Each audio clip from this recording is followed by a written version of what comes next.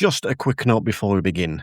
This is the final chance for you to get 25% off the interactive tier using the code Xmas25 and to pick up the Meganar collection at the reduced price of £19.99.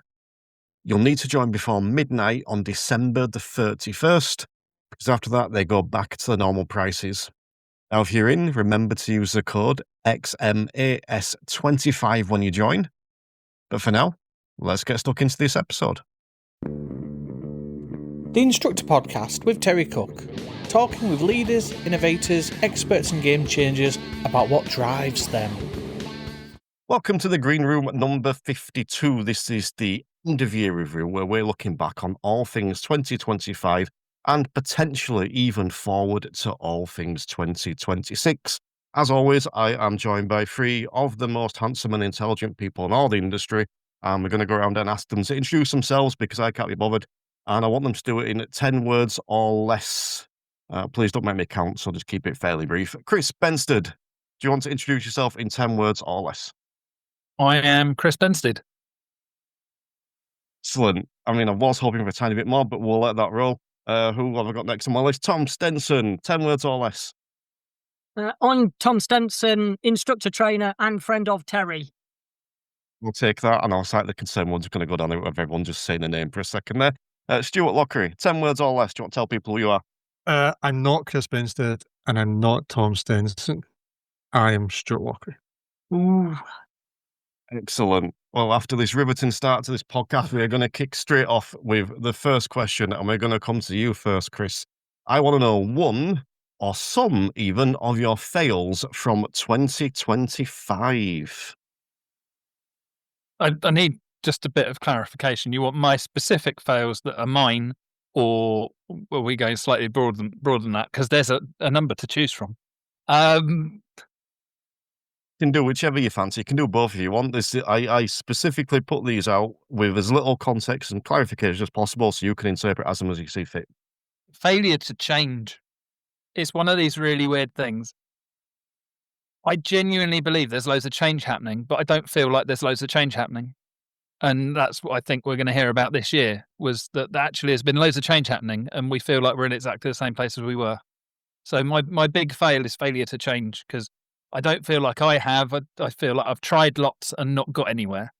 And it's been one of those years when I've done loads of stuff. There's been loads of stuff that's happened, but I don't feel like I'm any steps further forwards than I was when I started. And I think that's reflected across the industry in a lot of cases. And I wonder if it's that the keys have been turned, everything's been wound up and it's all ready to go. And I'm kind of hoping that 2026 sees everything get released and starts running and moving forwards. Chris, failure to change. Is there anything specific that you feel like you have failed at, or the industry has failed at, or is it just everything? It seems to be a kind of generic failure to change, and there's been lots of desire to change. I'd still want to change the way we approach theory. That's my big thing, and it feels like there's an appetite, but no one's bitten necessarily.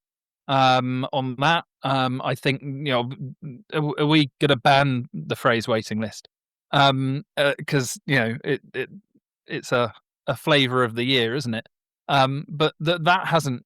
We're in the same ish, if anything, a little bit worse position than we were a year ago.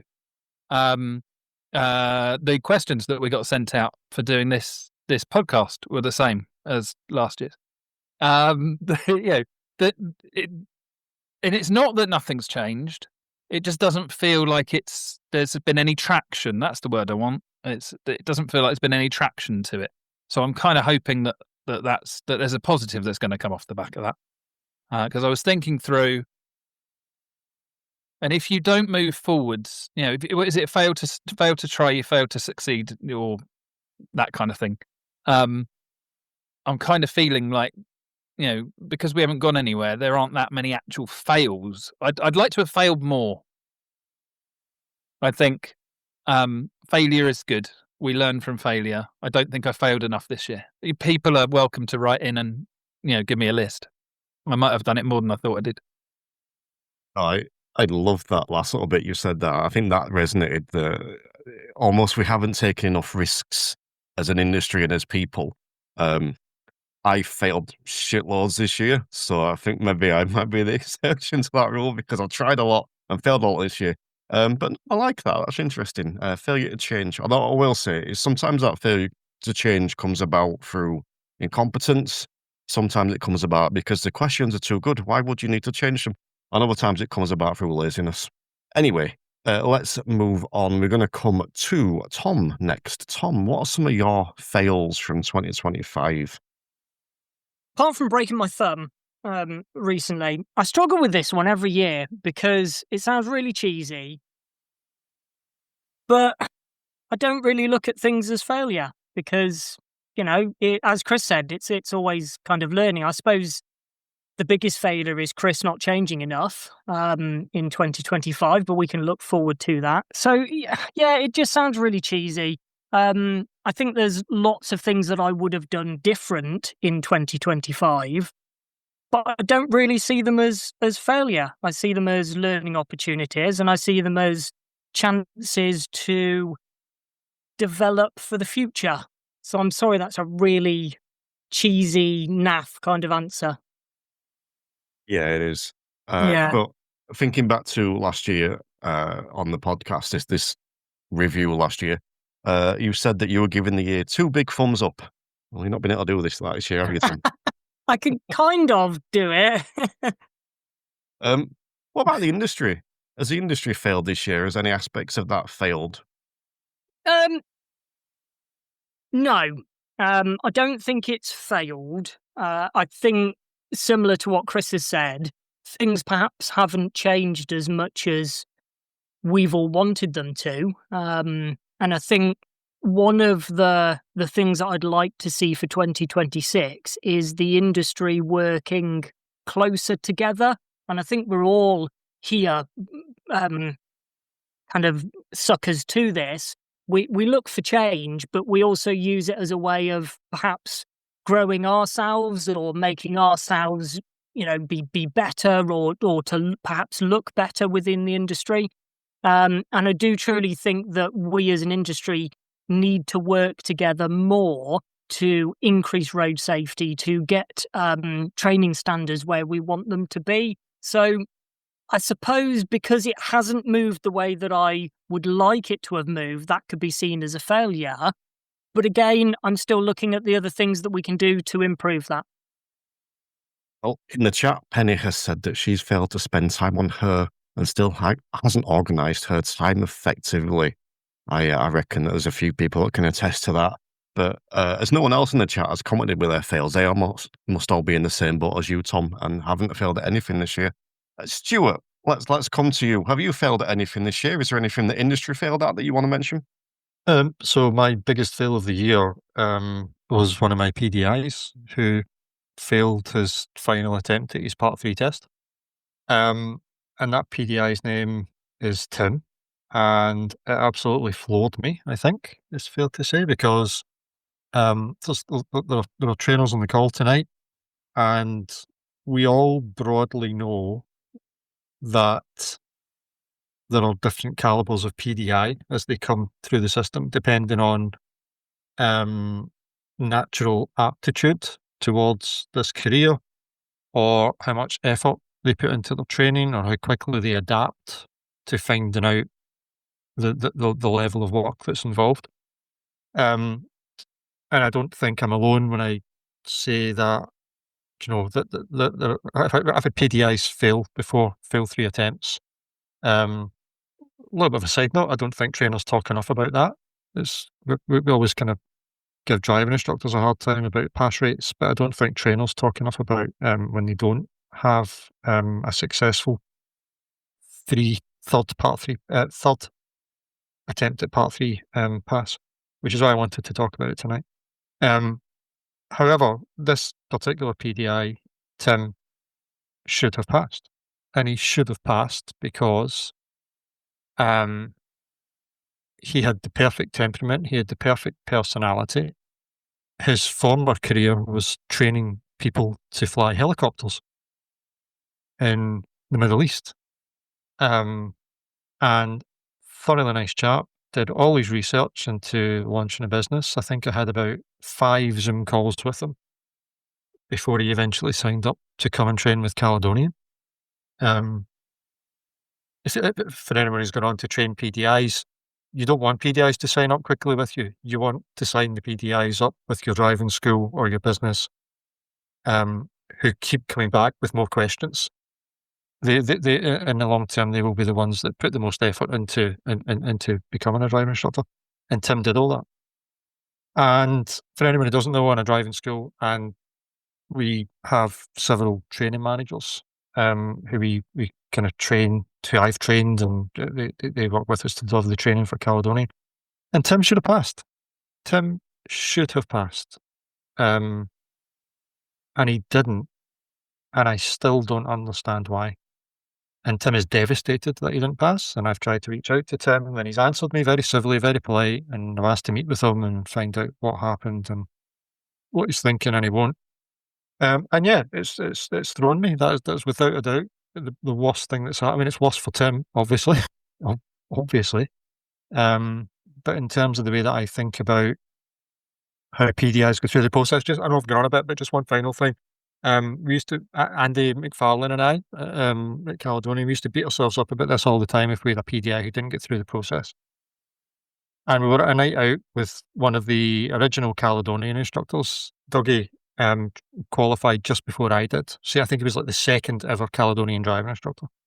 And Dougie said, I'm interested to get the trainer's thoughts on this. Dougie said, but surely the fact that we have tests to make sure that people meet the minimum standards, Chris, doesn't that mean that if they don't meet those minimum standards, they're just not meant to be driving instructors? And we never thought about it that way before. That if they cannot reach, if they cannot get through the tests, does that mean that they shouldn't be driving instructors? And at the time, that was like a light bulbs. Yeah, okay. And it felt good because it meant we could stop giving ourselves a hard time and say, well, it's the PDI's fault because they're not putting enough effort in. But that's not the case with Tim, because Tim did everything he should have done. He came to every single training session. He did his homework. I wasn't his primary trainer, but his training manager spoke highly of him. We were never, ever concerned. He came to every online session, every training day that we did in person. I'm sure he was at the one that you came up to Glasgow for, Terry, last year. It should not have happened. Don't know why. Need to speak to him. Can't explain it. I don't like things I can't explain. So yeah, that's my fail of the year. Tim, you're my fail of the year. I don't know. There's a bit of me that hopes you don't listen, because being described as a fail of the year, I mean, it's an accomplishment of sorts, but I don't know. I think I personally wouldn't say that failing means you're not meant to be a driving instructor. I think it potentially means you're not good enough yet. I think it's something I've always said about the standards check, I think, more than the part 3, which is, you get your standard check invite, you get 2 months to practice, 2 months to do additional training, fail. You then get another 2 months to practice, do additional training, fail. You then get another 2 months to do a training and additional practice. And if you fail a third time, then it's on you. I think it's slightly different as someone coming through from a part 3 because you haven't had that job experience. I think you're learning at that point. So I don't know. I don't really know. I'm being honest, Stuart. I'm not quite sure how to respond to that one. Does anyone want to come back on any of the fails that have been mentioned so far? I think failure to get a part 3 has been a massive thing this year. It's different in different areas of the country. Down here, we can't get anything for love nor money. And then suddenly they all come along like buses. And as trainers who want to do the right thing with every individual, you end up having to spin a lot of plates because you're trying to make sure that, that everybody's fitting into the right timeline, and it wasn't the timeline that you were planning. And there's all of those things going on. With all of that frustration, everything else, there's a lot of advice, and I say that loosely, on the likes of Facebook. So people, like Tim, who do their homework, sometimes end up way more confused than they were at the beginning. And, I think, again, it goes back to what I was saying about that lack of traction, that there's lots of stuff, but it doesn't seem to be coming together. We've split the soup. Chris Gear says, is the failure down to the inconsistency of the marketing process? Well, you've said, Stuart, that you don't know why it is, but I would hazard a guess that is a failure in itself, the inconsistency of the marketing. But I'm going to mention my fails. There's been a few. I'm not going to go through them all because this will be a very long podcast tonight if we do. But there's a few I want to mention. Firstly, I think an odd one, and I think this is a failure of me, but it does kind of show that the industry, as you touched on, Chris, still hasn't changed, and maybe I'd like. One of my fails this year has been a lot of people that have left my membership after qualifying, after passing their part 3, and they've left because I've passed now. I don't need anything else. And I just find that so disheartening. And I think the failure for me there is partly because I think that, like I say, the industry hasn't changed. People still doing that. I've passed, I don't need to do anything else now. But also a reflection on me of I'm not showcasing that enough, that this isn't not just my stuff, but the CPD that's out there. It's like a pup isn't just for Christmas, it's for life. CPD isn't just for qualifying, it's for life. So that was kind of an unpleasant fail I didn't like. There was one quite significant fail that I was kindly invited to join Support Driving School and launch Support Driving School and help kick that off at the start of the year with Phil Cowell and Diana Todd. I left that. I class that as a fail because I, for various reasons that I've explained on a different podcast, couldn't make that work. So yeah, that was something that didn't go the way I wanted it to. And I'm not going to dwell on this one too much. I will talk further about this another time, but I haven't delivered lessons for a little while because there's apparently you need to renew your license and not just wait for the DVSA to send you an email saying, oh, you can no longer teach. You've got to do that yourself and be proactive. So yeah, they will be my fails from the year. So in fact, you know what? I'll give you the opportunity. If anyone will come back on my fails to say, to ridicule or point and laugh, you're more than welcome. I think it's very generous to make so many mistakes that other people can learn from. It's all intentional. Always giving. Always giving. Yeah. Yeah. That's the goal. All right, let's move on then, because I want to come to you, Chris, because I asked you guys to come with something to talk about, something from the year that you would like to discuss. So, Chris, what is your event or occurrence or theme, or what is it we're talking about?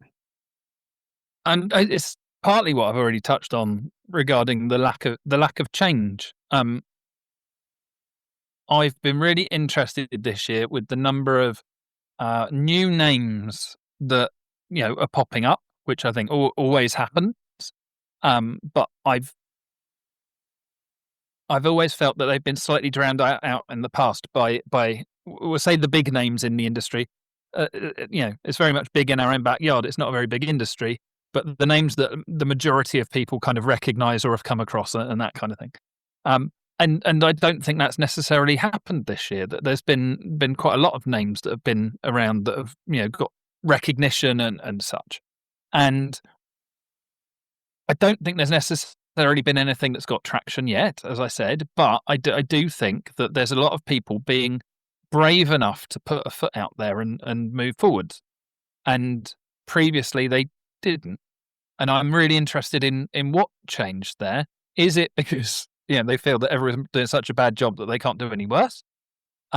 Is it because they've come up with new concepts and new ways of doing things that they want to share? Is it because there's actually a change to the way that we're delivering training? And there's a lot of that that's happened. People naturally talking about blended training now instead of necessarily talking about part 1, part 2, part 3. I want lots more change when it comes to that personally, but there are those kind of nuance changes going on. It's really interesting to kind of see where people are at and how that's working. And I think it really leads me to, I'm looking forward to 2026. I think that there's lots of ingredients and lots of, of things bubbling away and things happening. And maybe we just need some actual action from, what I'm loath to say, the DVSA end of things, because I think we've all agreed it's above their pay grade now. In a lot of cases, there's things being addressed outside of DVSA or above DVSA, and we've got to see what's happening there. But yeah, I think it's definitely something that I've noticed. I'm interested to see if others have noticed the same. That there's lots of little things here and there, little shoots that have caught my attention, and I'm waiting to see what happens next. It's interesting because we obviously, for the last few years, we run the green room every month, and you were on the bulk of them, Chris, but there was almost always something to talk about. Something had happened. Let's talk about this thing. And I stopped the green room this year, and we kind of stopped it with a proviso of, well, it will come back when there's something to talk about. And the only time it came back was when you and Stewart disagreed on something. I can't remember what it was now, and I thought, let's have some fun. And there's been nothing to bring a green room back about. Nothing where I've gone, yeah, this is a game changer. This is exciting. Let's talk about this. Well, we know what drives the industry, then, don't we? We can recognise the fact that who's it? We congratulated on what a good job they're doing, and 2 weeks later they're gone. Louise Lily and Louise Hay, yeah. Yeah. So it was the alleged loss of the OBS system was the when the consultation, not survey, came out. That was when Stewart and I professionally disagreed. Agreeably disagreed. And that came true. So when we stop the green room, stuff stops happening, and the Instructor podcast ends next year. So what happens then? It's all going to die away. That's going to be interesting. Stewart, have you noticed what Chris said, or has that gone over your radar, or do you disagree, or what? I probably just disagreed, and not just because it's you, Chris. The thing about things not changing, I think two things. I think first of all, things always change. I think it's very easy to fall into the trap of saying that, and I'm not putting words into your mouth, Chris. I've fallen into the trap of saying this myself. I've heard everyone on this podcast say it. I was listening to Lee Jowett say the same thing on your recent shows with him, Terry, which were excellent. Everyone should go listen to Terry's episodes with Lee Jowett. But just because Department for Transport are not tearing down DVSA and overhauling how driving instructor training works when we all shout for it, doesn't mean that things are not changing. I heard Liz Box speak at the Young Driver Focus Conference in London earlier in the year with Terry and Kate Monk and Nikki Harris were there as well. And she said that they've been campaigning for the best part of a year on graduated driver licensing, and the government said no. But that doesn't mean that we can't continue to work towards it. That doesn't mean that we can, I'm paraphrasing here hugely, but she also said something along the lines of, that just means we need to think of ways that are within the legislative process. And I took a lot from that, because driving instructors have been railing for years against DVSA. You're absolutely right, Chris. We're now getting to the point that more people are becoming a bit more educated about that and realise that DVSA has very, very little power when it comes to the things that matter, like deciding how much driving examiners get paid, like deciding whether or not to change the process to include more of the GDE matrix or add in a Part 4 test or any of this kind of stuff. But things have changed in terms of it is now commonplace to hear people talking about the goals for driver education on Facebook anyway, in the right places. Tommy Sandu put a post up on a Facebook group earlier in the year, and it was one of the happiest days of my life because he asked a question about how people were incorporating the GDE into their driving lessons, and he wasn't shot down in flames by Facebook. And if that had been 5, 6 years ago, 4 years ago, Tommy Sandu would have been shot down in flames for asking a question like that. And what happened was we ended up with about 40 comments on it. And every single one of those comments was, this is what I do. This is what I do. This is what I do. I watched this and I took this away from it. And it was all positive and it was all good. Is it enough? No, it's not enough. Of course it's not enough. But it's changing. I'm feeling pretty good. I'm feeling a bit more positive, I think, than the vibes that are coming off. I think you're right, there are more people in the industry, but more importantly, there are more people in the industry who know more than was the case. I think we hear quite a lot, I'm going off on a little bit of a tangent now, but we hear quite a lot about the quality of training that's on offer, and that is an issue. But as long as the training that's being delivered is training people how to coach, is training people around the reasons behind road crashes, i.e. behavioural issues, and not focused on skill and knowledge, then I'm okay with that. I'm okay with that because I think it will come together. I think we're all going in the right direction. There's some good people in the industry, many on this call tonight, asking the right questions, doing the right things, and we shouldn't get too frustrated when it doesn't work as quickly as we would all like, because it's government. It's above all of our pay grades. It's above Loveday Riders' pay grade. We a little bit of reality sometimes is fine and helps us stay motivated, I think. This year for me feels more like evolution. I think that's how it feels. It's, I think when I think of the word change, I think almost like a right turn. And I think it feels more like a curve this year. I think stuff's evolved, but we are going to have to move on. So let's go to our second question. We're going to come to you with this first, Tom. What's one or some of your wins from 2025? Do you believe in wins? Because you said do, you don't yeah, believe in failure. Yeah, right. Well, I do believe in failure. I like to look at the positives. For me personally, there are sort of three main wins, and I'm going to be rather selfish here. It's one, right? Eh? Well, I've got three, so yeah, you just have to like it. So my three wins are the three kind of passions that I've got within the industry. This is my drive up training, which was a driving school that we kind of launched earlier in 2025, and it has done better than we expected within sort of that 12-month period. And for me, that's a huge positive thing, because we're trying to do things very differently than many other driving schools that are out there. So for me, that's kind of a big win.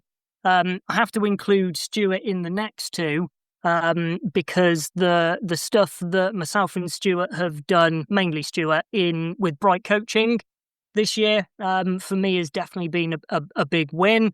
And I'm hugely proud of all the work that the NJC has put in within the last 12 months, again, helmed by Stewart.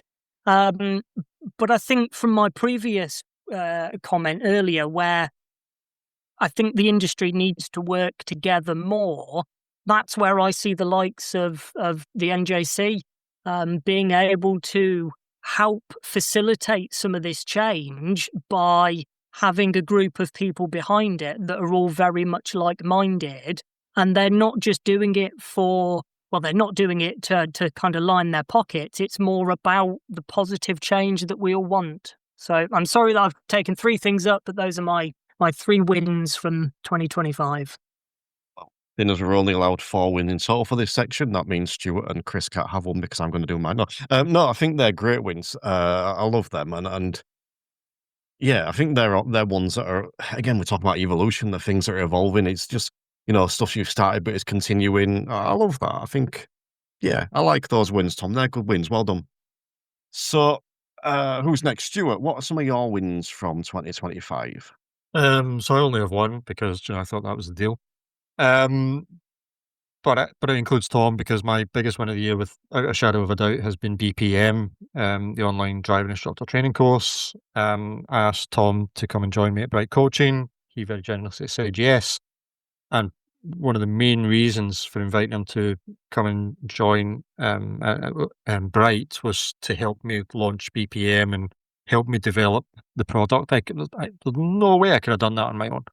Absolutely no way that I could have done that. And the work that Tom did, especially around the advanced driving side for BPM. If you're not aware, the stuff that Tom's done is basically created a Part 2 training course around almost ROSPA level standards of driving.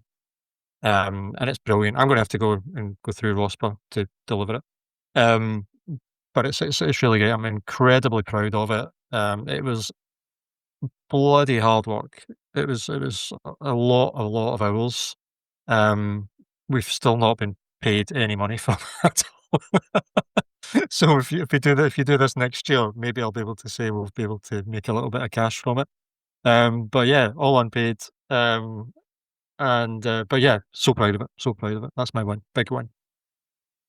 This will be done next year because it will be the last ever episode of the Instructor Podcast this time next year. So there you go. But honestly, I think I do wonder if sometimes you think I say this just because when you're on the podcast, but I think seeing the evolution of Bright Coaching has been one of the most pleasing things for me over the last couple of years. I didn't know it when it was just a concept. I didn't know you when it was just a concept. But seeing from that first launch and speaking to the people that have gone on it and seeing how, and speaking to you about how it's evolved, not just publicly, but behind the scenes, it's just been, it's been lovely to see. So yeah, I'm pleased you shouted that out. And I think despite me being slightly confused over the name, I do really like the BPM concept as well. So yeah, another good win there. Thanks, mate. Appreciate it. All right, so a couple of wins in the comments. Penny Alexander says she received a distinction for the higher education certificate she completed and became a member of the IMTD. So well done to Penny. Chris Greer says, Greer's Gears, I can't do all the big words. At Greer's Gears Driving School, we have launched the future of driver training through our new driving simulator. People are welcome to collaborate for anyone in the industry to drive road safety. That's www.simulator.com. There's a Y instead of an I, so good luck finding that. But Chris, I can tell people on social media. And Kev Rivens has shared one of his fails. Failure was not being fully prepared for the first Part 3, but the big win was with the help of someone this chat I was able to pass on my second attempt. So there you go. Despite Stewart's failure previously being someone failing a Part 3, we've got someone that's qualified this year as well. So it's full circle, almost in a way. So I'm going to share a couple of my wins. In fact, I'm going to share more than a couple because I shared a few of my fails, so I'm equaling it out. I want to mention reading. Spoke last year on this episode that I was struggling massively to read, and in the entirety of 2024, I read one book. This year, I have read 12, and I've thoroughly enjoyed it, and I feel like I'm getting some of my attention back, which has been just absolutely destroyed by TikTok. So it's still not where I want it to be, but my attention span is gradually coming back. I do partly blame Chris Bensted for that because he sends me some amazing videos sometimes, but when I click on them, I then spend 17 minutes looking at other ones as well. Okay, the other one I want to mention is my health because I haven't got to where I want to be weight-wise, but I am so much healthier now, physically and mentally. So much healthier than I was 12 months ago. I am, compared to this time last year, I am an Adonis of a man, right? It's remarkable where I am. And the big thing I wrote down here when I was making some notes, so I'm just back on track. That's where I am, and it's such a lovely place to be. But I also just want to mention, and I'm not meaning to plug this necessarily, but just the reframe that's going on behind the scenes and currently being launched in terms of my membership, which will then drip over into the podcast when that ends next year and stuff, it's just helping me get so much clarity around what I want to do within the industry and the training I want to provide and stuff like that, and taking away from what's currently known as the Instructor Podcast Premium and is becoming known as the Instructor Performance and Psychology membership. And the stuff I've got planned for next year is just such a big win, even if it doesn't come off, which I'm confident it will. But the fact that I know the direction I want to go in and I'm confident with that and I'm actually excited about it, which I don't think I was last year, is just all that's such good stuff for me. I'm in a completely different place where I was this year, so that's good. But I'm going to give another shout out to Kev because he says another win was the help of this podcast. is my focus on making roads safer along with the fantastic projects out there like the Honest Truth and My Learner Driver. So yes, lots of good projects out there. But yeah, they're my wins. Chris Bensted, what are I your wins? I think this is interesting because I felt that Stewart disagreed with me by agreeing that the things that had settled in, had raised the bar in 2025, and we're waiting for them to come into fruition. And then I was thinking about my wins, and they're all kind of, I often look at the big picture stuff, and talk about the industry. And then looking at the wins, our driving school's got 16 driving instructors for the first time ever at that point. We've got some great instructors doing some brilliant work. Loving that. I feel very privileged to be in the position where if someone mentions theory, I tend to get tagged. That, I've got enough people out there knowing who I am and what I'm trying to do with that. So, so that always feels like every time a post comes up and I haven't got to go and find it, it finds me. That always feels like, it's the hard work is paying off. So I'm having to work less hard and I can do other things. So, those kind of things. And maybe that's kind of the feeling that I'm getting is that there's lots of this building going on. And then I'm really hopeful that the next big win will be it starts coming together and things start pushing forwards.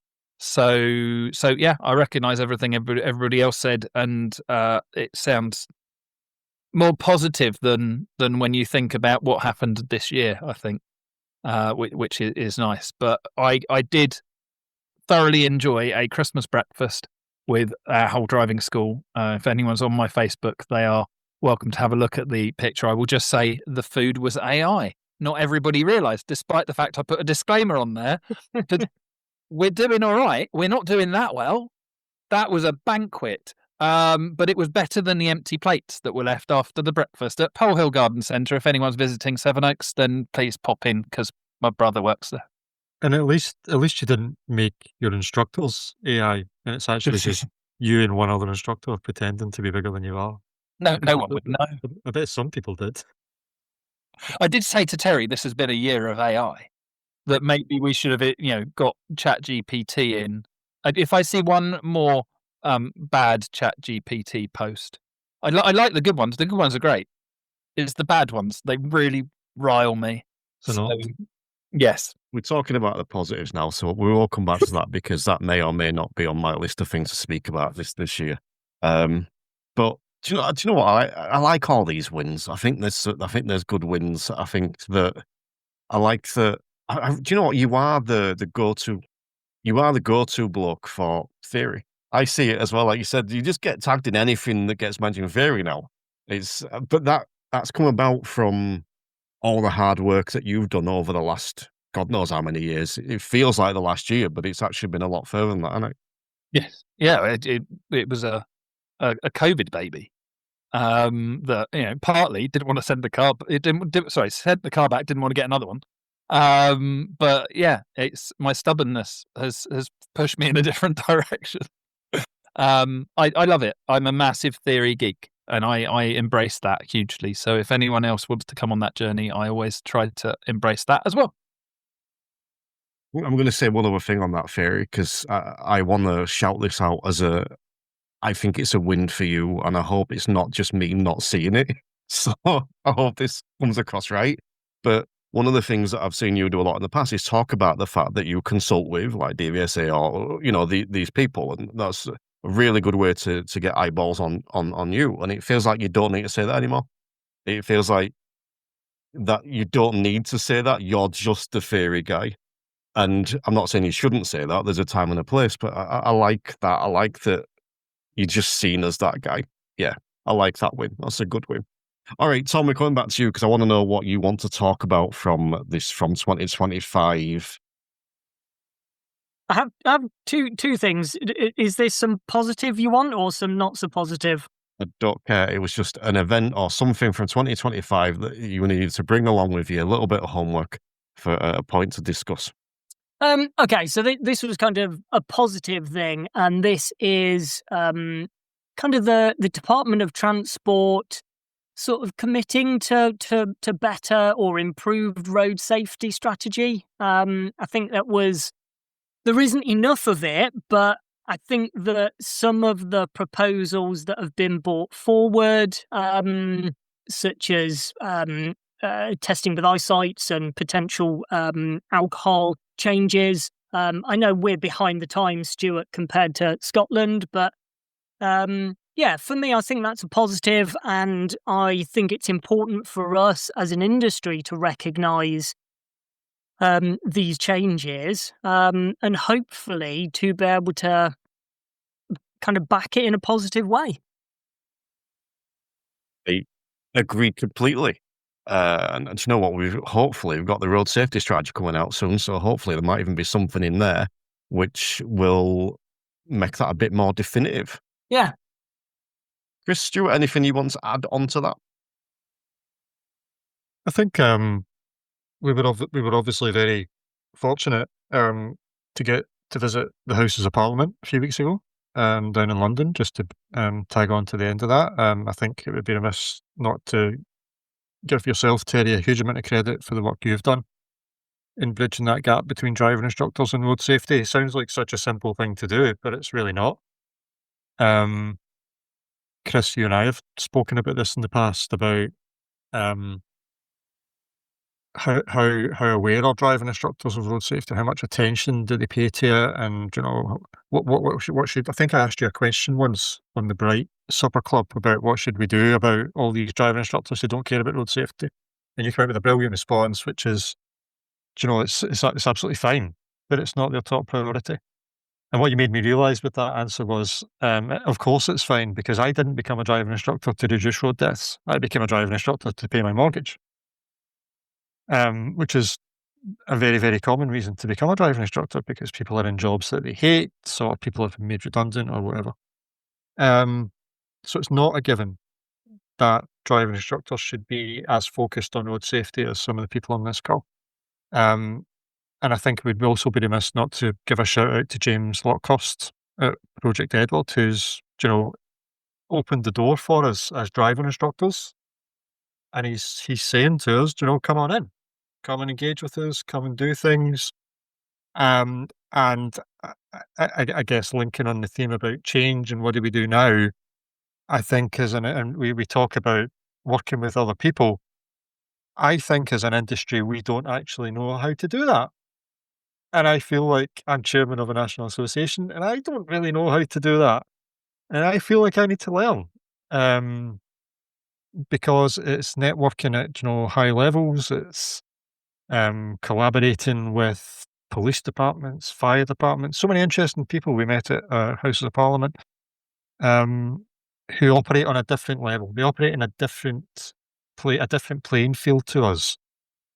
And we are still trying to break into that. But it's not easy. Do you know what? I appreciate that shout out. Genuinely, what I will say is one thing I'm good at is that networking that you just mentioned there, Stuart. Yeah. But I would also say don't do it the way I do it. That's not going to work for most people. That's where insults tend to come. I'm going to sound like I don't know how I'm going to phrase this. It's probably going to sound wrong. I don't intend it to be. You said sort of, and I appreciate the compliment. Thank you very much for the work I've done bridging that gap. It's still going on. That job's not finished yet. There's still a lot to do there. And I am going to give one little plug, and I will say no more than this. If I started a podcast this year, might have been last year, I can't remember. It's been a long time ago. Called Driving Instructors Division Zero, which was aimed at that road safety news for driving instructors. It was a limited series, and it finished. What I'm going to say to people is go and find it and resubscribe. That's all I will say there. That's a little bit of a cliffhanger for people. But yeah, when we're sort of sharing those last wins, I did actually write down Parliament, because I'm like, we need to mention that, and it is a big win. Forget reasons behind it. The fact that we have 5 ADIs in attending this event at Parliament, I think is huge, and I think we all shouted about it quite a lot on social media, but I still don't think we shouted about it enough. And it's difficult when you're shouting about yourself as someone that's there, because no one likes doing that. But yeah, I felt that was a big step in the right direction. And yeah, James Luckhurst, always, I love the man. He's amazing. And it's almost a little bit like the gauntlet has been thrown down. It's up to us to pick that up and run with it now. We've got a foot in the door. We've got to keep it there, and that's going to be a challenge for 2026 and beyond. But let's move on. We're going to stay with you, Stu, actually, because I want to know what has impressed or encouraged you about that industry in 2025. So I think I'm at danger of repeating myself from last year. I didn't listen to last year's in prep for this, but I'm pretty sure I would have said this last year. Because the thing I get most impressed with on the professional diploma is that I meet driving instructors who I've never met in my life, never heard of them in my life. Some of them are on Facebook, some of them are not on Facebook, but the people who come through the professional diploma are just phenomenal. There are PDIs. So Gary's a good example of this. Gary was still a PDI, and he went on his Part 3 test when he came and started doing the professional diploma, and I got to know Gary really well. And some of our PDIs at Caledonian started doing the professional diploma as well. But other people I've met, people like, I had a list, but I've lost it. Sally Featherstone I met for the first time doing the professional diploma. Amazing person. Sally Glover, who has been a driving instructor for a long time, coming to do the professional diploma, wanting to learn more about coaching and throwing everything into it, just completely throwing everything into it. Lee Jowett was talking about one of his clients who'd been an instructor for years and just wanted to learn about coaching. I see so many people like that on the diploma. Jana from up the road in Coatbridge. And the reason I'm talking about people who have been driving instructors for a long time is to get away from this new next generation of driving instructors, which I'm guilty of talking about. We talk about people like Gary, and quite rightly so, because Gary has he's laid down the gauntlet for PDIs all over the country, hasn't he, with how to do a CPD. He's collecting all the CPD like Pokemon. And but it's also the people who have been in the industry for ages who are jumping on board and realizing that they can do things differently and they are enjoying doing things differently. And then they are becoming the voices to spread the word about GDE, because then it's not just trainers who are doing it. There are driving instructors out there who hate the GDE because we're all selling training courses about it. I don't blame them. But when we take people who have been driving instructors for 20 years and they take their stuff into their driving lessons and then they go and start talking about it, that's when we can, that's when the magic starts happening. So these people have thoroughly invigorated my love of training, my love of Zoom training, bizarrely enough, which is not something I normally enjoy. And yeah, just filled me with a lot of joy. So anyone who's going through the professional diploma this year, thank you. I should also mention Andy McFarlane and Kirsty Johnston, who I do view as the next generation because I trained them and they're ever so bloody young. And they're really coming into their own this year as well. Andy's getting invited on podcasts and all sorts, doing training for the NGC. Kirsty is not as Kirsty Quinn is not as visible online on Facebook or anything like that, but she's a fantastic trainer. Brilliant Part 2, Part 3 trainer with Caledonian, and yeah, just shout out to all these people who make my life easier and make the industry a better place. Have you trained or worked with an ADI or PDI yet that is half your age? Yeah, Kirsty, when I trained Kirsty, she was 21. There we go. I was curious. And yeah, I'm pretty sure I'm older than Kirsty's dad, probably. I mean, I get it for learners, but when it's coming to PDIs, so that's when we can tense the age a little bit. But you can move on anytime you like, Terry. Yeah. No, I'm dwelling on this for a minute. But do you know what? I love that. I think it's always the people. When we come to the positives and we come to what we like about the industry, it's always the people. And yes, we might highlight specific individuals, but as you said, there was a list of people there that and I think we could all write down 10 people that have made our year better. And I love that. And you mentioned Gary Thomas. He won the Rising Star of the Year award. Was it this year at the the expo. No, not the expo, the convention. And, he's lived up to that. And it was actually Gary that's a little bit responsible for one of the things that, not responsible, it made me realize one of the things that I'm encouraged about this year, which is that there has been a little bit of a shift in my circle. I'm going to caveat that at least, of the way people are embracing CPD. Gary came to see me for some stuff, and he was talking about the way he uses the membership and the podcast now, and it's like, it says I don't listen to everything. He says I kind of split it up. There's these things that I listen to and I make notes and I take away and I apply. There's some stuff that I listen to as background stuff, and then there's some stuff that I don't listen. I'm like, that's almost been my unintentional message for this year, which has turned into an intentional one for next year, of how we do CPD. And I just found it really encouraging that there's more people now that aren't just listening to a podcast, that aren't just reading a book, that aren't just going to a Facebook Live like this and coming away and going, oh, that was interesting, and then never applying anything they've got. And I've been really encouraged by the number of people that have said, I've stopped listening to even my podcast, or any podcast or YouTube's, whatever it might be, because they actually want the phrase I've been using is less noise, more action. I've been really encouraged by that this year. But the other thing on a more national level is I do think there's a bigger uptake for CPD. I do think there's a bigger uptake in the industry for stuff like that. And I look at the expo as an example. I can remember only a couple of years ago talking to Richard Borges and Richard Stars and on the podcast, and them saying, would love to get 1,000. And, it's over 1,700 at the expo this year, and so that growth is it's just so pleasing to see. And not just that, but I did the Meganar this year, and I pinpointed it for July on a Thursday. It's like, there's nothing else around that CPD wise. So I can have that as mine in July. Great.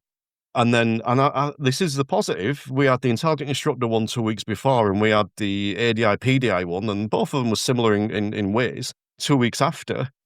And everything got attended, and that's a positive, in that we can put these events on and people are turning up to them, and there are different events available for different people, for what different people want.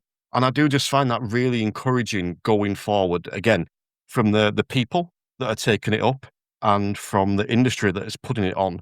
I do think we run the risk, and I've spoke about this before, of oversaturating and overloading a little bit. But even you spoke before about BPM, the stuff that's available there now is different to what's available elsewhere. And I think that's the key, as long as the stuff being put out is different. But yeah, I found it really encouraging this year along that. And one final note is yes, I don't want to single people out, but I'm going to, because Sally Featherston is amazing. And not just because she's from Yorkshire. She's just great. Who's next? Chris, what's impressed you or encouraged you about our industry this year? And also, again, in the comments, what have you guys seen or been impressed by in the industry this year? And you're welcome to say me, by the way. We're not going back to Stewart teaching someone from a different millennia. No. No. No. Okay. Sorry. So, it sounds so bad when you put it that way, doesn't it? This whole thing that I said no.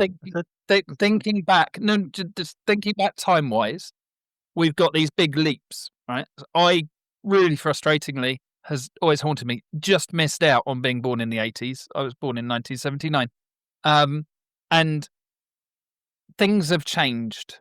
There's a lot of cultural things that have changed, and there seems to be almost a condensing of this moment in time. Seems to be more generations alive at the same time that have got very different approaches and beliefs and to things. And one of the things that's very close to me is the whole neurodiversity world and how we're engaging with that. And that's one of the things that I've seen change this year. That there seems to be, and not just inside the industry, but the industry is reflecting, the changes outside. I'm not sure they're all for the best. I don't think we're there yet. I think we've got a lot of working out to do. But recognition of and inclusivity are the two things that are really standing out for me, and I love it. It's great. Ian Brett, my business partner, always jokes about the fact if I'm at an ADI meeting, you'll find me in the corner with all the tattooed and dyed hair ladies. He always knows where to find me. There'll be a group of them around. And this industry attracts a lot of neurodiverse people, and it doesn't necessarily home them very well historically. And I think we're doing that a lot more now, and it's fitting in with a lot of the changes that are happening. It seems like there's a really good space for that. I think it's correct. It's the right thing, and I think it's going to be interesting how that helps us become more. I'm thinking through all the industry words for the right one between client-centered and client-aware. I'm going to go with that one. Is that a thing yet? It's going to be, right? So more client-aware rather than client-led or client-centered or anything else. That we're asking the question, what do I need to know about you to help you? I don't necessarily have to do things differently for that. I just have to be respectful of it. That's all. And yeah, this year has been very big on that for me. Do you think that the client, so I'm talking learners, is a big part of that? Because I do. I've said it for years. I learned so much from my learners. I remember the first time someone came to me, and they were a trans student, and they initially came to me, I'm not going to say the name, but with a male-sounding name, and then they disappeared. We didn't have a lesson. We had one booked, and they no-showed, and they came back with a different name. And they said, will you call me this going forward? And I'm like, yeah, but because I've got your other name on my head, I might slip up. So if I slip up, you can call me Terence because I hate that. And it's like, I think that I say I've learned so much from my learners, and I think that the younger generation are often really open about this stuff. It's like, yeah, I've got ADHD. This is me. This is what I do. This is how you can help me. And again, I learned from that. Do you think that has played a part in what you're talking about, Chris? Yeah, absolutely. And I think because there's been this kind of growing set of people with different approaches to it that all challenge each other, it's pushed us to have to respond because we're really good at not responding. Don't know if you noticed. We're really good at just we'll just keep doing it the way that we've been doing it for years because that's the way we were told to do it, and that's the way our trainers were told to do it. And why change? Yeah. People may have noticed I like different. I enjoy different. So I think that acknowledgement of the needs and the wants, but also the demand that's been put there, which is people doing what they've always done, walking, voting with their feet. That if you're not inclusive and you don't want to at least be respectful of the individual who sat with you, they'll go elsewhere. And when I came into the industry, people stayed with the instructor they hated for a very long time, possibly all the way through the journey, being shouted at or because that's the one that they committed to. And there was a lot less changing instructors in those situations. I think at the moment it's challenging because you've got to find an instructor still. And maybe it's helped people wait longer, that they'll go to the instructor that they want rather than one that they can find. Maybe that's been a bit of a change in the process. But yeah, I think that there's a lot more power from the purchaser than there is from the provider. Two quick things I'm going to add on. I was at the Expo, I was hosting a room at the Expo this year, and Tom presented in the room I was hosting. It was a big room. I don't know how many seats there were. I think there were about 200 seats, from rightly. And when Tom presented, I'm like, oh, they're standing room only here for Tom. This is a big crowd. And then Dr. Julie Malkin came up, and there wasn't standing room only. There was no room. I have never seen a room fill up as fast and as packed as when she did that room. It was genuinely nuts how that was. But the other thing I'll mention there, Chris, is that's another thing that we can be encouraged about, the fact that you and I main evented the Expo, and we don't need the DVSA to do that anymore. So I'm still hopeful. I'm encouraged that next year, and it won't be us, but I'm encouraged that next year someone will main event the Expo that isn't the DVSA. Yes, and I think that was actually a really important thing that we shouted about. It got noted, not necessarily by the people we wanted to be noted by, but the opportunity that then opened up and what's going to come from that is really important. And again, I look forward to seeing where it goes next. It was a real launch pad because it had never been done before. It was an industry first. Being, someone speaking at the same time as in that capacity. So yeah, I hope they have a number of people to choose from that want to go and take that forward and do something with it. Because I think you'll agree with me. It felt like a really good idea. We weren't quite sure what the idea was. It was important. I think 90% of it was a good idea. There were elements of it that weren't, but maybe we'll touch back on that another time. But much like the road safety baton has been passed to us, and it's up to us not to drop it now, I think that we have given a baton to the intelligent instructor, and we'll see what happens there. But let's move on. Tom, I want to know what you have been encouraged by or impressed by in our industry in 2025.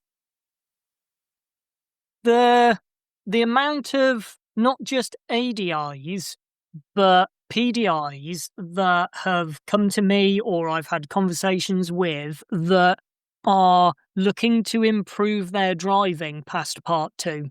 And at the risk of upsetting lots of people here, the part 2 is just a glorified L test, isn't it? You drive around for an hour, don't nearly hit anything, and you pass. So I had a message, in fact, just a few days or couple of days before Christmas from somebody who frequents the podcast, Rob Stone, and he messaged me to say, from my advice, he went and did his ROSPA training, went and passed ROSPA, I think either ROSPA or IM, which is really good because being able to develop ourselves, there's so much training out there for diplomas. Apparently there's a few of those out there for diplomas to improve coaching, to improve our standards as instructors. But it seems that when people pass that part 2, that's it. And I find that really disappointing. And although I'd like to see that part of the standards check, I'm not going to kind of go too much down a rabbit hole with that. But the thing that's really kind of encouraged me this year is the amount of people that have been interested in developing themselves within their driving abilities to go on and do other things such as ROSPA or IM, or even just I've had a few people this year just come to me to say, actually, I'd just like to improve my driving. I'd like you to assess me. I'd like you to give me some things to take away so that I can go and practice and put these things into my lessons to help my learners perhaps look at things past that driving test that seems to be such a big kind of aspect for everybody. So yeah, I'm excited for next year, especially with the inclusion of what Stewart said earlier with the kind of the aspects we've put into BPM. But yeah, I'm very much looking forward to that continuing for 2026. Love that, Tom. I think that it is something that we should, as an industry, and this is just my opinion, or whatever, as an industry, is something that we should be really pushing for. We should be the best drivers out there, I think. We should be leading by example with that, and there's so much poor example of that, and I'm not on about like the odd mistake, I'm on about there's so much poor attitude towards that, and I came down to you this year for some training, and I came down with the premise of, well, the instruction of, I want you to rip me to shreds. Do not be nice to me. I mean, he took it quite literally. But yeah, it was interesting when I think you gave me some feedback at one point along the lines of, that was better than a part 2. So obviously I got quite pleased, and then you finish up with, but that's not to be proud of. And I'm like, oh, okay. But no, I think that's a good shout. Go on, Chris, sorry. Tom's made me think, as he often does, that is the fact that there hasn't been the threat of standards checks has potentially opened up people's choice more. So there wasn't that threat. So they got to choose, what am I going to do to improve me and my business? And it wasn't restricted in a way of going, well, I really ought to do the thing, the thing that is the biggest threat to me is that's the focus, the thing I'm told is what makes me good enough. And I'm just wondering if a move towards standards checks coming back in the new year, is that actually potentially detrimental to the industry? That's a really good. You brought me right up high there when you started saying that, Chris, because I was thinking, actually, I'd never considered it. And then you've kicked me straight back down to think that it's now going to be ruined for 2026. But I'm going to remain positive.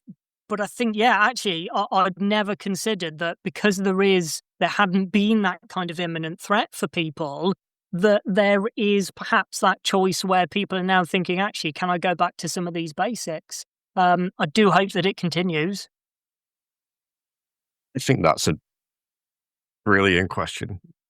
I am so going to hit what I'm about to say. That's potentially the best question that's been asked on the podcast this year.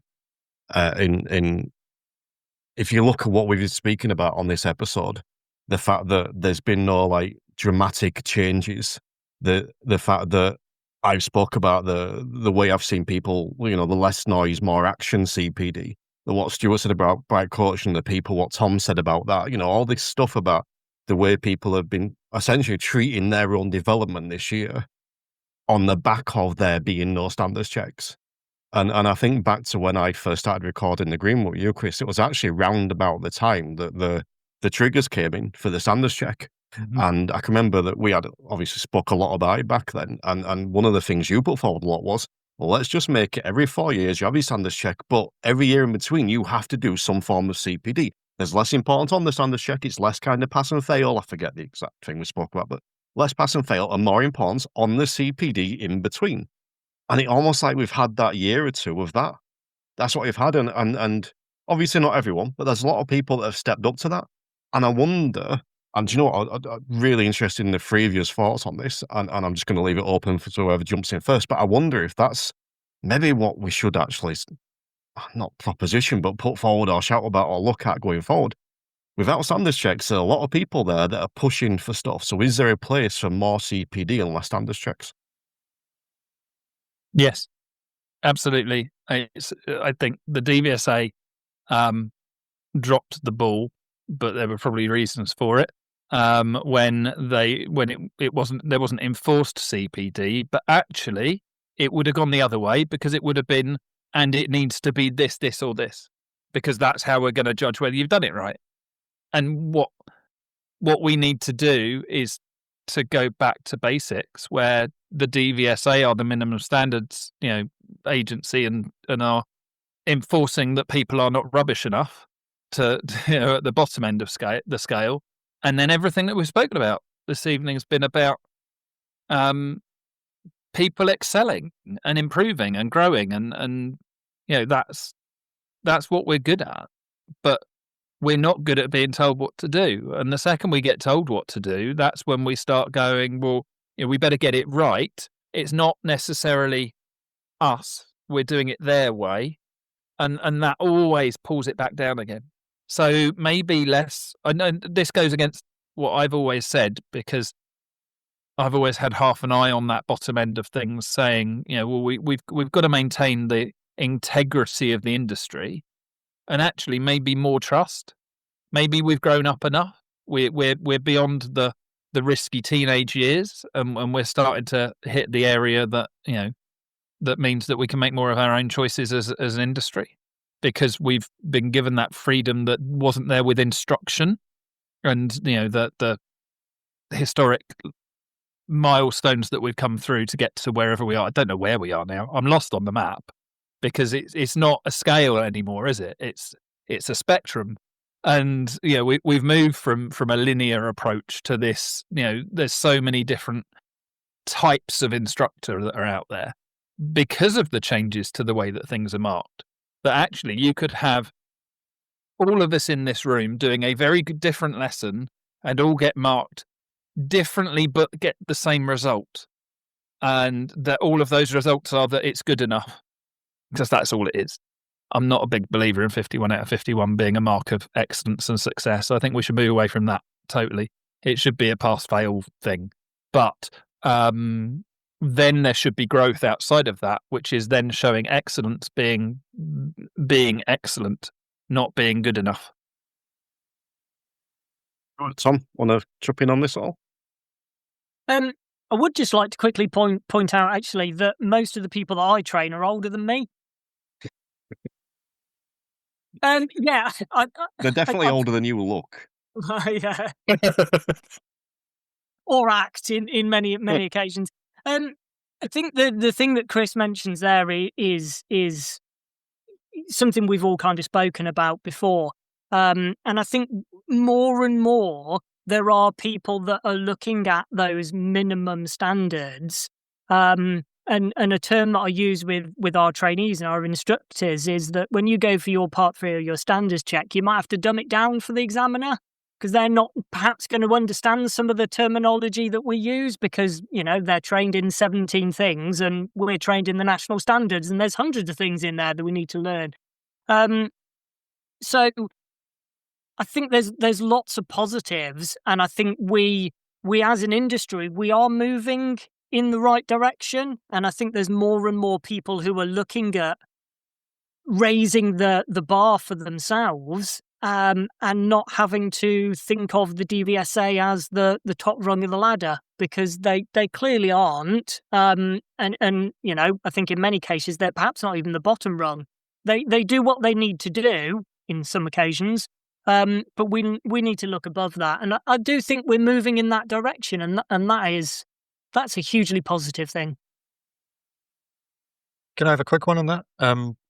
Just, I think that without being too idealistic about it, but then even if I am being idealistic, are we not just being idealistic when we're expecting DVSA to change things? So yes, in my ideal world, CPD is not compulsory, but people who do invest in themselves and go and take CPD should be rewarded for that. It shouldn't be the case that two driving instructors can charge the same amount of money for lessons when one is Gary Thomas and done all the CPD. He's finished it. He's completed it. Versus somebody else who's not done that. So that's one thing. On the idealistic point, I think that the more PDIs we train to be coaches, which is the drum that I will continue to bang until I shuffle off this mortal coil, which isn't too long if you listen to you guys tonight, then we're creating driving instructors who are buying into personal growth and personal development, because that's what coaching is. You can't help a learner to set goals effectively and to reflect properly if you're unable to do it yourself. And it's by doing that, it's by becoming a coach, you become aware of your own state, your own strengths, your own areas for improvement, and your own ability to set goals. So for me, it's carrying on, and obviously I would say this, I've got interests, etc., but I fully believe in it, that creating coaches first and instructors second has so many benefits. But a side effect of that is we will have people who are more people looking to continually develop themselves. I agree, but I was so hoping that when you said use Gary Thomas as a positive example, I was hoping you were going to name the negative example. That would have amused me so much, but I'm glad you didn't. Stewart, let's stay with you. What occurrence would you like to talk about? What thing would you like to talk about from 2025?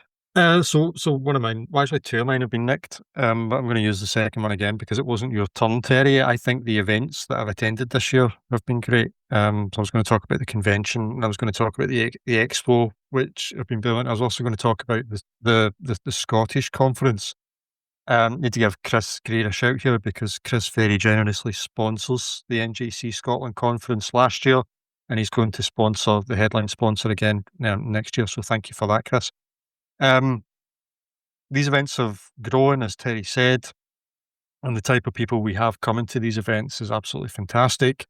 A little bit of a challenge back to Chris, that the NJC Scotland conference was the first major event that I've ever attended, first one I've organised, and we didn't even bother inviting the DVSA, because we did not want the DVSA to be the reason that people came through the doors. Now, we may invite them next year because we've moved to a larger venue, a little bit stressed about filling that. And we know that people will come, but that will not be, if they do come next year, they're not going to be a headliner or anything like that. So the NGC Scotland conference was fantastic. Absolutely loved it again. The expo grew, as you said. Looking forward to the convention again next year, which I'm actually hosting this year with Lynn Barry. So looking forward to that as well. Yeah, just the conference, everything that's been said already in terms of positives and going in the right direction. And I'll refer back to this with your next question, Terry. But there's so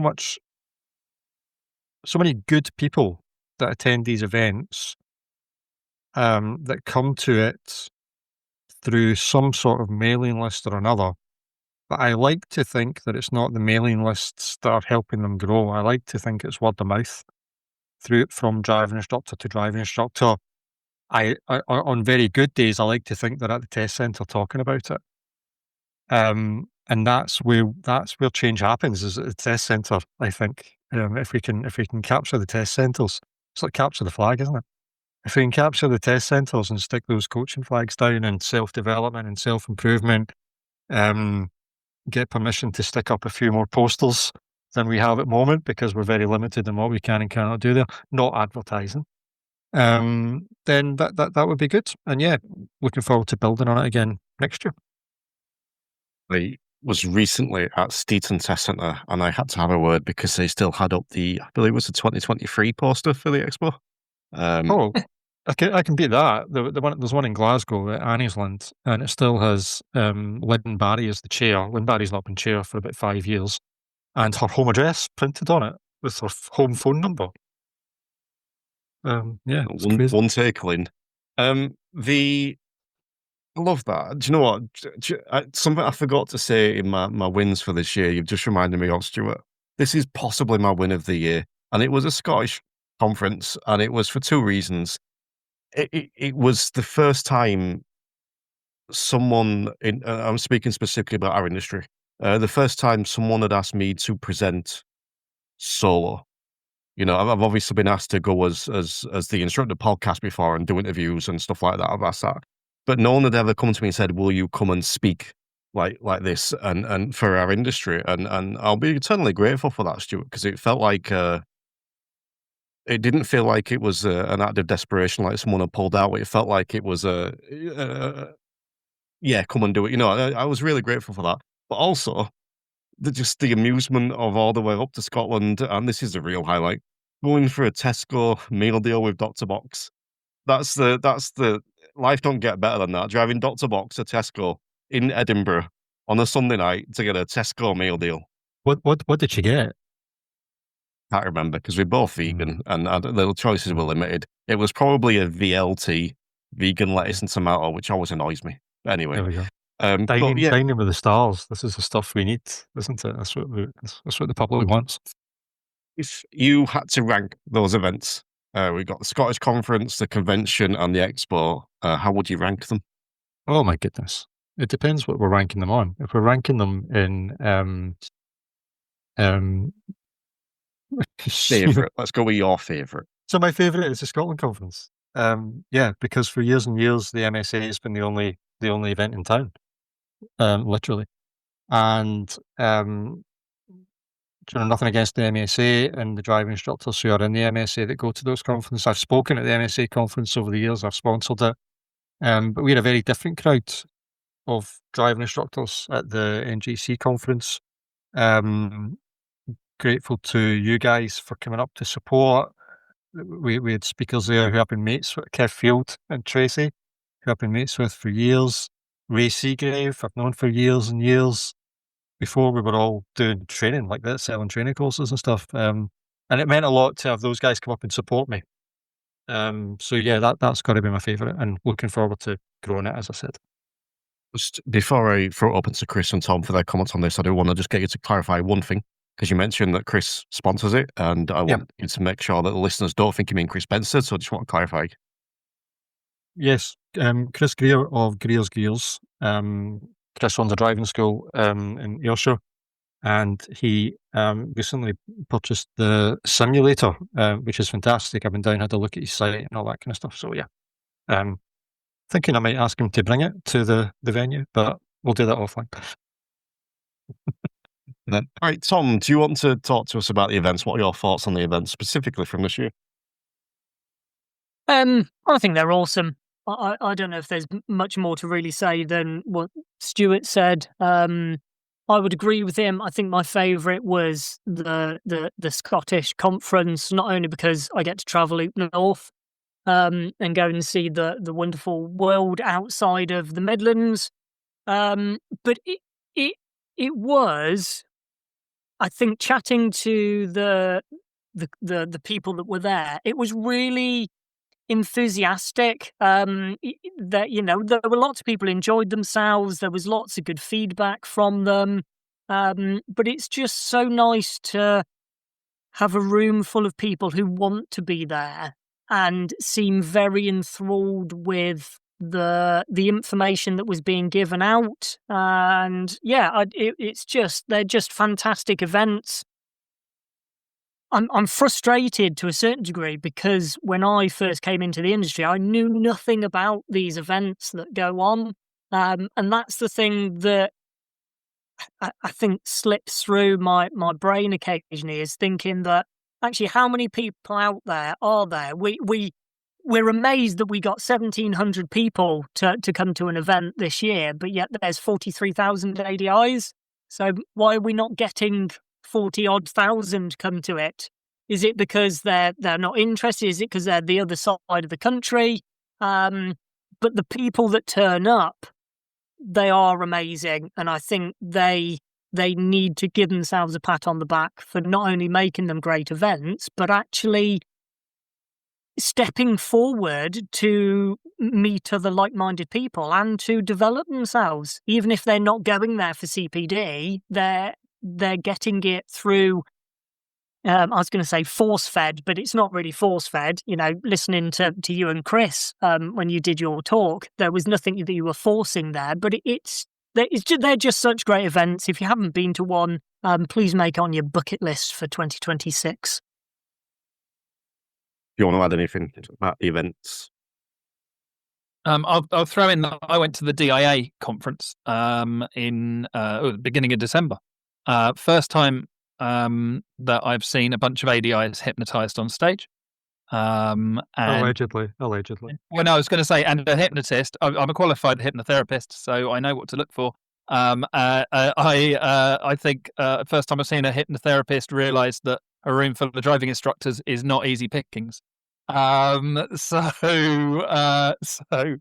yeah, I thought it was interesting. I think that all of the events that I've been to and the feedback that I've had from other people at a lot of different events, there is always that appetite and that enthusiasm. And I agree with Tom. Why are we not seeing more and more of the number being there? You've got a choice. You can fill in a DVSA survey and push those figures up, or you can better yourself. Consultation. You can better yourself and go along to an event like that and educate yourself so you can better fill in the consultation next time it gets asked. So, take the time out. It's not a holiday. It's not a day off. It's an investment. And I look forward to seeing, bigger numbers. If we could get a 5-figure event, firstly, the people that put these things on would be horrified. Because it's big enough as it is. So see that as a challenge. But if we could get, 5 figures of driving instructors in one place, the world could change. So you shut the podcast live sorted then. We'll do that. No, I'm going to give one little mention, biased, whatever. The ADI NJC and their members meetings, I've been attending those recently, and the best kept secret in the industry. If you're a member of the ADI NJC, you really want to look to get along to those meetings. There are some exceptional speakers there, and you get to go a bit early and speak to clever people like Stuart and Tom and One Take Lynn. But if you are not a member of the ADI NJC, then just join up. It's like £6 or something. It's not even £6, it's £4.50 in it. It's like ridiculously cheap. Just do it. Anyway, let's move on, because we are going to talk about what has disappointed you in our industry this year. And I think that the first thing that's disappointed me is the fact that yet again this year I committed to speak first on this one. So I get to be the negative one. But either way, there was a few things. I think the biggest one, I had a bit of a rant about on one of the episodes I did with Lee Jowett, which was I think people taking a lack of responsibility sometimes. I think that there's still too many people, as much of all the positive people, and I stand by those positive comments, there's still too many people that it's like, not my fault almost attitude, the learner fails, it's no responsibility of mine, the PDI fails, there's nothing look at what Stuart was saying before about his PDI. Stuart's keen to know what happened there. He wants to know, he can't figure it out. He wants to have an idea of that so he can fix it. He can work on himself or work on the trading or whatever. Tom, I think it's something you spoke about on last year's, where you spoke about the PDI that had struggled and you wanted to get better as a result of that. And I think there's still too many people in our industry that just dismiss that and go, they failed, that's their problem, whether that's PDIs, learners, or ADIs, or whatever. And I think that disappoints me. But I think the biggest one is people not leading by example. I think that's the biggest one, and maybe the two tied together. There's so many people in this industry with prominent voices, like genuinely prominent voices that people listen to who don't lead by example. And that could be because they're only talking about the standards check. They're not talking about anything else. It could be that they don't promote anything else except themselves. We've spoken today about working together. I think a big part of that is not being afraid to showcase other people's talents, not being afraid to say, actually, this person's doing a really good thing. Go and check it out. And there's still too many people in this industry that just sit in their little bubble and on this little pedestal on top of the world and go, look at me, I'm a king, you're my peasants, worship at my feet, I'm not giving anyone else praise. Rather than just lead by an example and realizing not everything is about earning as much as you possibly can. Sometimes it's about, let's just make the world a bit of a better place. And as a byproduct of that, I will also earn some money as well.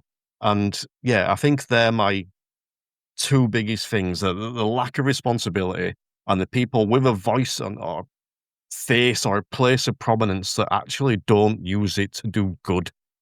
Maybe I've been reading too many fantasy novels this year, I don't know, but that's my negative, and it winds me up every time. So there you go. Chris, what's disappointed you about our industry in 2025? This is when I'm going to allow myself the moment of the lack of improvement in the situation regarding availability of tests, because I don't care about the length of waiting list bit and all the other stuff, because it comes down to there's not enough of them. So availability of tests, the solution for that is not exclusively, but largely more examiners. And I don't think that position has been advertised well. And I think there's a lot of disappointment there, because there's a lot of very, very, very easy things that any commercial body would have done that have not been done regarding just advertising it well, which leaves people who are specifically looking for a civil service job, and that's not your typical civil service job being an examiner, or people that are trying to keep the job centre happy, so they're applying for the jobs that they're seeing that they don't want it. So there's lots of those applications coming through from that perspective. And then the other things, and I think some of it we've done well, and stepping across the bounds of disappointment, I think instructors have generally done quite a good job of improving who's being taken to test, and whether it be stick or carrot that's got them there. But more availability of slots, because that's what we need for things to improve and to be developed. And I was very disappointed that Ian and I did not create all of the change happening when we went to Parliament, and we walked in complaining about the issues and walked out to everything having been announced and changed. For a split second, we felt like we were important. It was very quickly taken away from us by the social media and colleagues and everything else. But just for a moment, it was nice. Should have known that when you and Ian went to Parliament, it would cause problems. I mean, you went in and it were bad. You came out and it were atrocious. Yeah. All right. I don't want to dwell on disappointment too much, but I am interested. I think it's got its place. Tom, what are you disappointed about in our industry in 2025? There's two things that have disappointed me this year. One are so-called social media influencers, who just are solely focused on trying to piss me off. I'm sure that's what it is. And actually, it made me think back. That was my failure this year, was actually interacting with some of those people to tell them how ridiculously stupid they are. But I'm going to try and get off my high horse.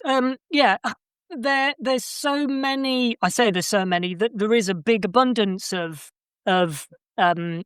these influencers out there that could do really good for our industry, and they choose not to. They choose to do it to better themselves, or not really better, but to promote themselves, and that really frustrates me. And that leads me on to the second thing, which is AI, and the use that some social media people are using for it, but also that, and I don't want to speak too ill here, but there's people out there now that are using it for instructor training, and I think that is a very deadly path that that people are potentially going to go down. And I think, like with everything, there are huge positives with AI and how it can be used. I use it quite a lot. But I think we have to be very, very careful if we're going to ask artificial intelligence how to pass a part 3 when that is so far from where we want it to be. I can understand the positives, but I'm very concerned with the next 12 months and how that is going to be used. I'm going to put a pin in the AI bit for a moment because I'm going to come back to that in a minute for my thing I want to talk about. But I think that there's a lot of people that have just got their new highlight of the year, and that is seeing Tom just have a little bit of a 20-second meltdown at the start of that. That was amazing. But I fully understand why, and I said I'm going to skip over some of this disappointment, but you've rattled my cage. I agree wholeheartedly. Specifically, even more so with the influencers. It's so pathetic and annoying. And anyone that listened to my interview with Rachel Butler will know my concerns around this, because I had concerns around influencers being awarded the Intelligent Instructor, and I appreciate that it's the Intelligent Instructor and ADI and JC awards and people sponsor them and stuff like that. I don't give a crap. There is a place there where people, TikTok, Instagram, whatever, that have literally millions of followers that they could help stop people dying on the road. For example, giving the full explanation of what a graduate driver license is, rather than giving their curated explanation for clicks and likes and follows and pennies and pounds. Yeah, screw them guys. This might be my favourite bit of the show. Stewart, what's disappointed you about our industry? This has worked quite well, because the thing that's disappointed me is the thing that's made you both angry, and that is kind of social media and everyone's obsession with it. And this is probably a sign of getting old as well, so we're back onto that trope. I think that we remain, because this has been brought up on lots of podcasts before, I think we remain enthralled by Facebook as the place where all the driving instructors are, when it's absolutely not. And I think that we get unnecessarily excited when someone buys something from us via social media, and it encourages us to do more. And that's we think we're all doing well. We're all genius marketers. When in actual fact, we've only just learned how to do Canva. And on the other side of that, I think we get, don't take this personally, Tom, we maybe exaggerate the anger and frustration a little bit, because it's one person out of, and we think it's having such a massive effect on the industry. Now, road safety aside, road safety is a different thing. But to judge the industry on something like negativity, because we have some people being a little bit negative on social media, I think that falls on us and being aware of our reactions. We all get to choose how we react to things. And I think we are so reliant, I don't know, as an industry, we are so reliant on Facebook, and I don't understand it. Um, I, one of my goals is to use Facebook less and actually get to the associations, get out to local, and through my role in the NGC, I want to do this and go and speak in person to people, reach more people that way with the messages about coaching and the messages about goals for driver education, the messages about continual improvement in CPD, and use Facebook less for that kind of thing. And I guess what I would add to that, what also comes into this is there is a little bit of a move, and this comes from memberships. Now, Terry, you've got a membership, you've got a membership, lots of people have memberships. Not lots, some people have memberships. Oh, there's lots. And I think although these communities and memberships commercially are challenging, I think on the whole they are good if they can get people away from Facebook. You're a great example of this, Terry, the community that you built with the Instructor podcast and Premium and all that kind of stuff. It's a nice place to be. It's on Patreon and all that kind of stuff. But I don't want to create another Facebook group. I've kind of had my fill of Facebook groups. I want a community where people interact and they're not afraid to ask questions. I want to see people in person again. Like it feels like we're still recovering from COVID. I want to travel the country and not don't get me wrong, I do not want to travel the country delivering training courses and doing train the trainer. Tom and I were talking about this. We have no desire to do anything like that. But I want to do the work through the NGC to help driver instructors that way. Yeah, so social media. I was going to say Facebook, but then you guys brought up TikTok and all these other things, and I think we need to keep things in perspective a little bit. I'm not a big fan of SMART goals. I've spoken about this before. In particular, the realistic element of it. It's like I don't like realistic goals; they bore me. But one of the problems that arises is that when we talk about Facebook in a negative fashion, my goal becomes I'm going to fix Facebook. And I think that's where I need to be a bit more smart and realize I can't fix Facebook. It's not even I can fix Facebook. It's a little snippet that not even my premium members know yet, because you mentioned about in-person stuff. One of the things I'm doing next year, probably from Q2, is I'm taking the series I run on the membership, which is the Instructor Unplugged. I'm taking that on the road, and it's going to be unplugged in person, and I'm going to travel and interview different people for that. Not loads, but I'm going to start doing that next year. So yeah, I agree completely. I think in-person stuff is coming back, and I think more and more people want that. But yeah, I'm going to roll this on because it's getting late, and also the thing I want to speak about this here specifically, and for a slightly different reason to Tom and what else has been said, but is AI, because I think I want to take this opportunity to offer some unrequested advice to people listening, which is simply be very, very careful how you use it. And I'm more thinking the people that use it individually to promote themselves and market themselves and stuff like that. AI is designed to appease you. That is its whole premise. The more it makes you happy, the more you'll work on it, and the more you work on it, the more they're going to earn from you, and so on and so forth. So, but the big thing I want to mention is creating stuff like social media content. It's just a bit shit. And I sent Chris, I'm not going to name him, but I sent Chris a picture the other day. I'm like, oh, see, so-and-so started using ChatGPT to get his comments.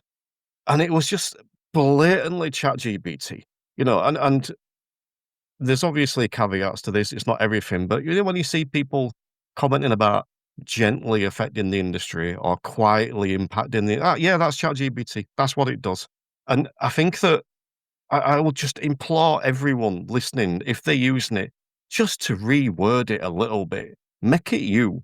And in fact, what I would suggest, and this is just my opinion, but I would genuinely suggest if you're writing a post or a blog or an article that people are paying money for, by the way, I would highly recommend that you write that yourself and then put it in ChatGPT and just say, what changes would you recommend to this and why? And that's the key bit. Ask it why. Because what it'll do, it'll come back and say, 3 to 5 things or whatever, and it'll tell you why they would suggest using this word instead of that word, why they structure it differently. Here's an example. And this is not actually a dry and stricter one. It's not meant to be a plug, actually, but one of my things I'm doing next year, I'm releasing a new podcast, the Yorkshire History podcast. And I put together these chapters for this first episode. There's 7, I think, chapters. And I put it into ChatGPT and what do you think to this? And it came back with a suggestion, make chapter 3, chapter 1. And I'm like, that don't make sense. And then when I'm looking, no, actually, that's brilliant. That works a treat. So, go in and ask it for feedback on what you're doing. Some of it will be crap, some of it will be good. And yeah, it might be hard to differentiate at first, but the more feedback you get, the more you learn, blah, blah, blah, blah, blah. Don't just go on and say, write me a post on this and then put that post out because A, it might be factually incorrect because they sometimes are. B, it's going to do stuff to appease you. And C, anyone with half a brain can tell. And there are people making a living off this. And if you see people just posting blatant stuff that's come from AI, don't like it, don't share it, don't subscribe, just move on gently. You don't even have to criticize, just move on gently. Does anybody else want to comment on AI? I'll take that as a no.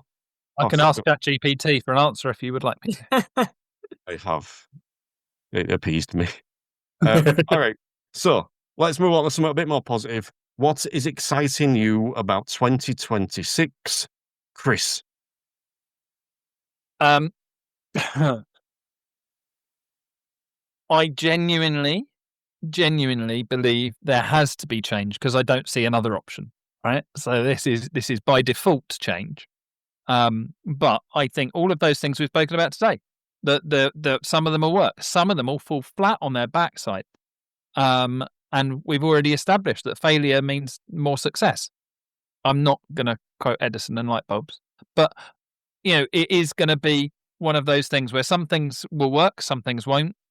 Some of the things we will have predicted failure from will actually succeed, and vice versa. And that's it's the stuff we don't know yet. All of the other stuff that I think Stewart said earlier. We need to stop relying on change from the DVSA because we can predict what the answer to that's going to be. There will be there'll be stuff that happens, and it won't all be for the best. OBS, right? I'll leave it there. So, looking forward to all of the independent stuff, not looking forward to all the other stuff. Excellent. Tom, what are you excited about in 2026 or for 2026?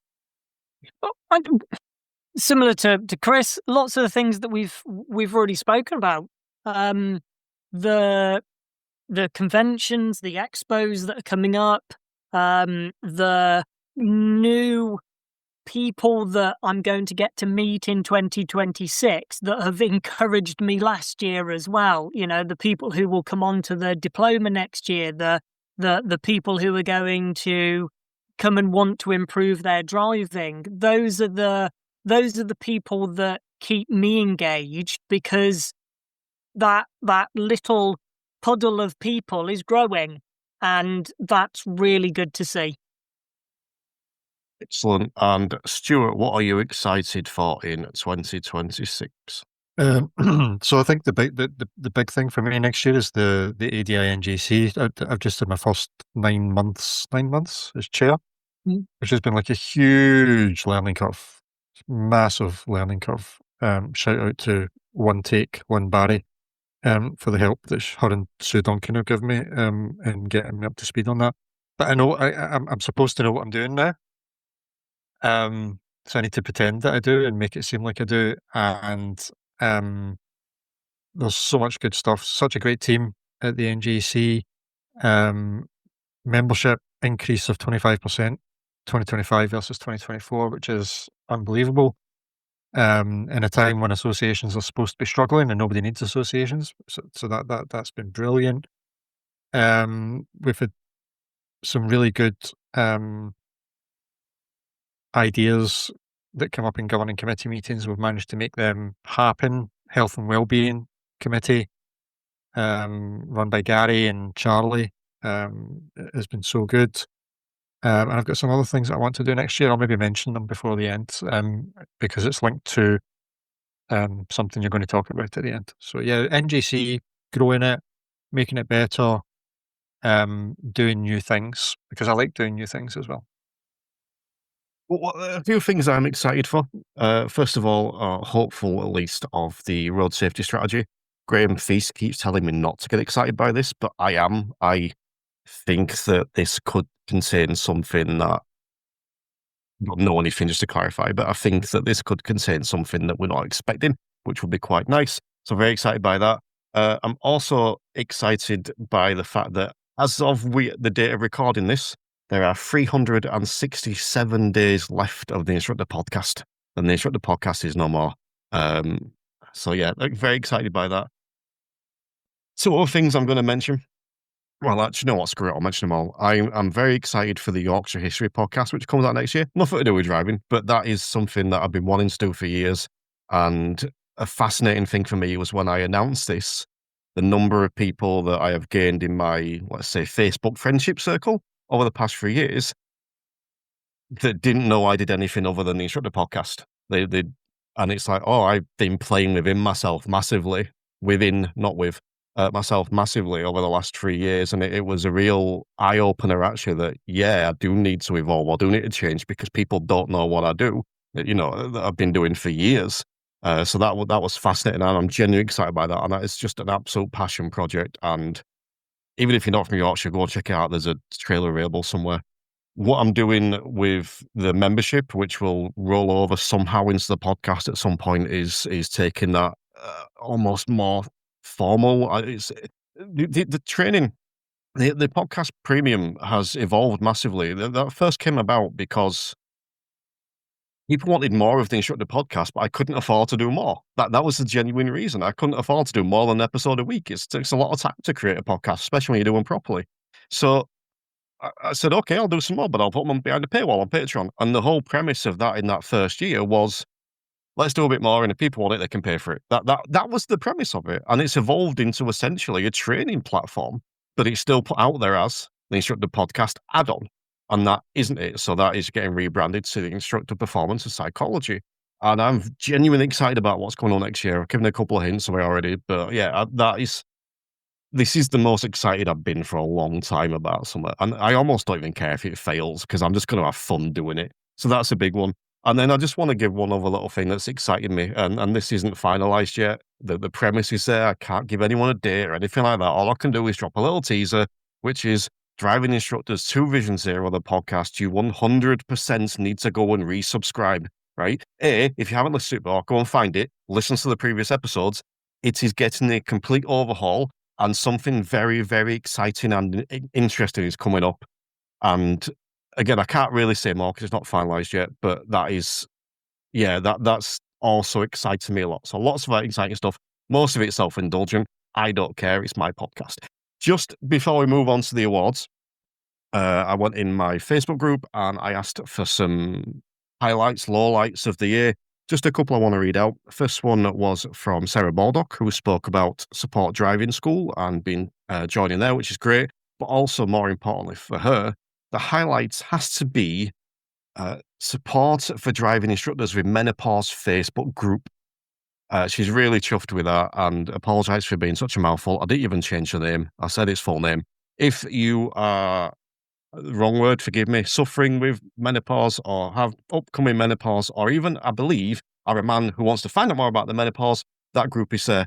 And if I'm not mistaken, and someone please shout at me if they know if I'm incorrect, Hayley Field is now in that group, and she is not a driving instructor, but she's an expert around that stuff and has apparently been busting a few myths. So, yeah, definitely one you want to check out.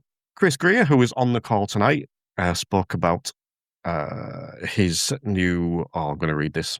The most exciting thing for us was the launch of our driving simulator, and we've had really positive interactions with the DVSA on the use of the sim within driver education. So good stuff there from Chris and also Emma Fonnelland. Highlights for me have been invited to be part of support, getting to go on the instructor podcast and meeting some brilliant people along the way. And this obviously includes me. Okay. I'm really grateful for 2025. What I will say, actually, do you know what? That was another highlight for me this year, was seeing Emma Fonnelland's face when Bob Martin popped up on the call. Nothing, that's up there with going for a meal deal with Dr. Box. But let's move on from that. We're going to come to the awards. We do these every year. This is purely individual. There are no votes unless someone has done something different this year. We don't put out this vote. This is just a way for us to recognise someone for something, and it could be anything. So we're going to come to you, Chris, first. Whom, or I'm trying to think of the plural of who. We'll just go with who. Who is getting your Instructor Podcast Award / awards this year? Whom is getting my Instructor Podcast Award? I'm just trying to stop my brain writing the 12 days of Christmas, but with ending with a meal deal with Dr. Box. So I'm just struggling slightly. But yeah, mine's a lot of people. It's like a whole group of people. So you were right. I recognise that sometimes I can sound a bit negative about the DVSA, this big body of machinery that is potentially the bane of our life and the controllers of our existence in some ways. And I think too often we forget about the working parts of the failing machine. And a quick shout out to John Sheridan, who is retiring. I said to him again, because he's retired a number of times, I think, or he's been trying really hard to.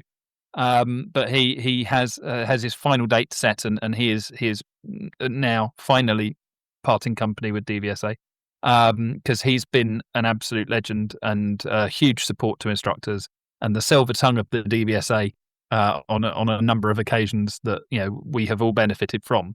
But I'm not focusing on just him. I'm focusing on everybody who I know works hard, and I've had the privilege of being in the room with numerous times and sitting there and arguing with and offending on occasion and lots of other things.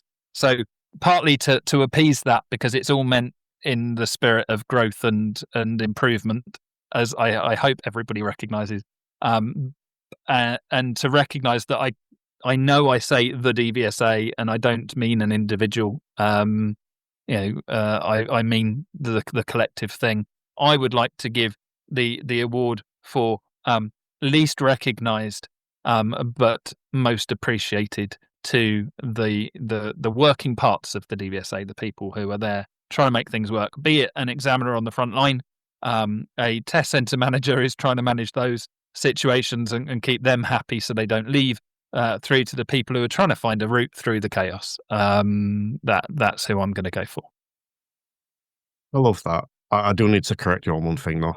It's not the DVSA, it's just DVSA. And I still don't understand why, and it still hurts my head, but it's in there, so you're getting it. No, I love that. Yeah, I love that. I love that you're giving awards to DVSA, because there are some really good people there. Well done, Chris. I like it. I do just want to mention this because Gary Thomas has been in the comments. He says, looking forward to getting more involved with the NJC, continuing to explore my own place within the industry, moving away from social media and seeing where IPP and BPM go. Took me a second to figure out those acronyms, and one of them's mine. So Gary was talking about what he's excited about in 2026. Okay, who's next? Tom. Who is your award / awards going to? I have 3 awards. My first one is to a trainee that I met this year, who I'm training, and his name's Steve. He is just such a nice guy, but he's one of those people who are just going to make a great driving instructor. His self-reflection at the end of sessions is just brilliant. I could listen to him talk about what he'd thought about his performance or what he wants to develop, I could just sit for hours listening to him because he's just mesmerising. And the effort that he puts in outside of training sessions is great. So I have a lot of time for people like this. So he's got my dedication award. My second award is to my business partner, Charlie, because she has worked her backside off this year. She's gone from working tirelessly for another driving school to starting up her own driving school to being asked to come onto the committee of the NJC. And she works her backside off, and she's such a dedicated instructor and trainer. So I give her my awesome person award. And then my third award has to go to you, Terry. And I know this is going to be terrible, but this is something you and I spoke about recently when you were holding my hand around London, because I didn't really want to be there. And I think although you've kind of already spoken about this, I think it's really important to recognise that there were 5 of us at the Houses of Parliament in December to help represent Project Edward. However, 4 of us wouldn't have been there if it wasn't for you. And so you have my Bridge Award, which is bridging that gap between road safety and driving instructors. And I think it's really important that people recognise the work that you've put in. And I'm not just saying this because you're my friend. I'm saying it because genuinely I think it is a good thing. And I'm excited with the rest of the work that you're doing for 2026. An acceptance speech now. No, I appreciate that, Tom. Thank you.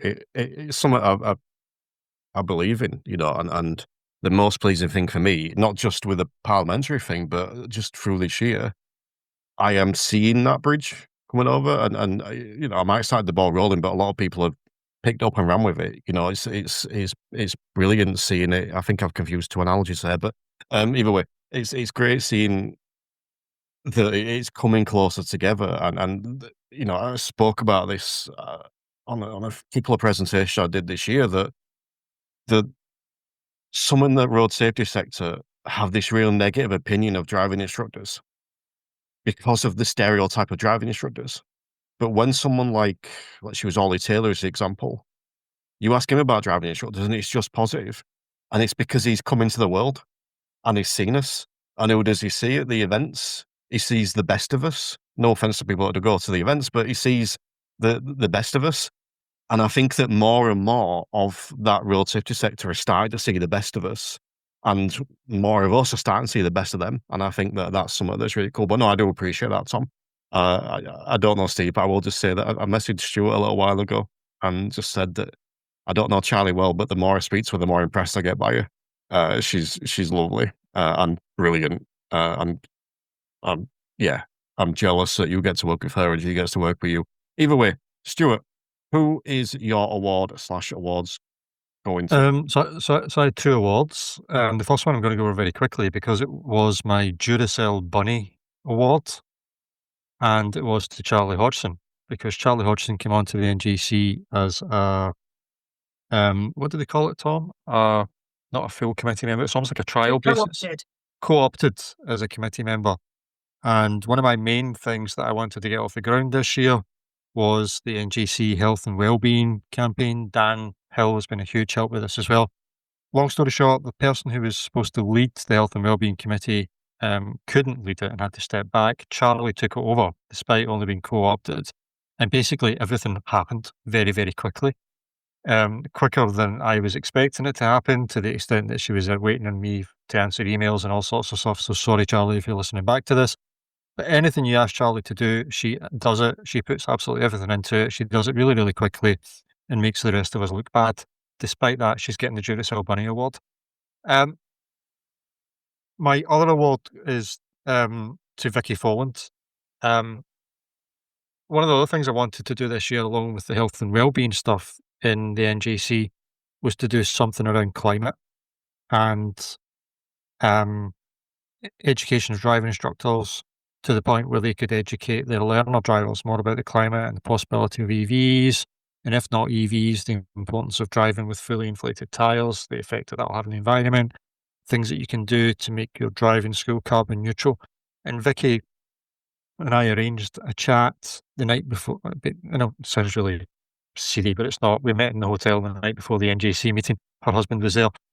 And I thought we were having a quick chat about something. And 2.5 hours later, Vicky Folland had absolutely destroyed me with all of her ideas.